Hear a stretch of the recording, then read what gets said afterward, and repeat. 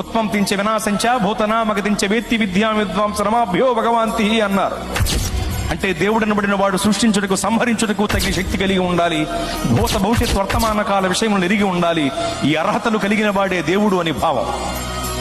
ఈ రెండు అర్హతల్లో మొదటి అర్హత సృష్టించటానికి, సంహరించటానికి కావలసిన శక్తి మహాశక్తి. అంటే మహాశక్తి కలిగిన వాడే దేవుడు, అనగా మహాశక్తివంతుడే దేవుడు. మరి మహాశక్తివంతుడు ఎవరు? నలుగురిని నరికినవాడా?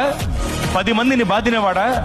నలుగురిని నరికినవాడు, 10 మందిని బాధినవాడే మహాశక్తివంతుడైతే అలాంటి వాళ్ళు చాలా మంది ఉన్నారు లోకంలో. మరి మహాశక్తివంతుడు అంటే ఎవరు? ప్రపంచమంతా దేన్నైతే జయించలేకపోతుందో దానిని జయించిన వాడే మహాశక్తివంతుడు. ప్రపంచమంతా నాటికి నేటికి ఏనాటికి మరణమును జయించలేకపోతోంది.